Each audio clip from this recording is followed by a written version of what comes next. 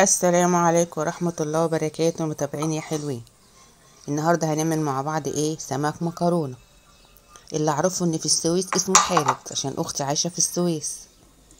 بصوا الجمال، طبعا منضفينه كويس زي التوابل بتاعتنا، كمون وملح وكزبرة وكاري وتوابل سمك وتوم بودر، وده ليمون وخل.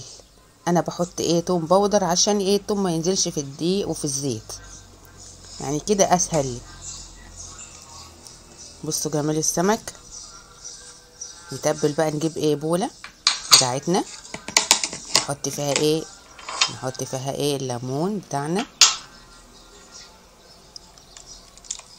بعد كده نضيف فيها الخل. بس كده، في اسهل من كده؟ ونضيف التوابل بتاعتنا.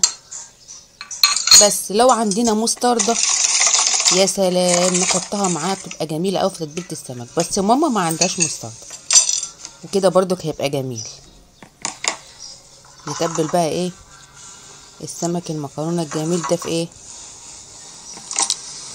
في التتبيله بتاعتنا. نتبله كله. بص، بتاخد التتبيله كلها، يعني اللحم كله اصلا بتيجوا تقلوه بيبقى كله تتبيله. بصوا الجمال. طبعا زي ما اتعودنا بنحطه عليه ستريتش، بس نحط الاول قشر الليمون بتاعنا، ما بنرموهوش. انا لما بلاقيه كده بحطه مع السمك اهو، بياخد التتبيله. وهقول لكم برضك على وصفه لقشر الليمون نعملها في البيت. كده خلاص، وغطيته بالاستريتش وحطه في التلاجة، واطلعه على وقت الاكل عشان احطه في الدقيق بتاعنا. ده الدقيق بتاعنا، حط عليه توابل برضو زي ما احنا متعودين، توابل السمك لازم يتبل الدقيق. وطبعا ومعلقه خل كبيره، معلقه نشا كبيره. النشا بتخليه مقرمش كده وجميل. كده فكنا خلاص السمك بتاعنا. نبتدي نعمل نبدره سمكايه سمكايه. جربوا بس انتوا طريقه التتبيله بتاعتي ديت في الاسماك اللي زي دي، الاسماك اللي مش محتاجه ان احنا نتبله باللي هو الثوم اللي احنا بندقه ده. وجربوا برضو الدقيق تحطوا فيه معلقه نشا كبيره والتوابل، يبقى السمك متبل قبل، وبرضو كمان الدقيق بتاعنا متبل. يبقى تاكلي كده السمكايه، يعني بتبقى طعمها تحفه. وننفض طبعا الدقيق زي ما احنا شايفين، ننفضه من الدقيق. كده خلصنا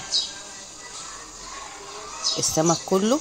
يلا بينا على المقلايه.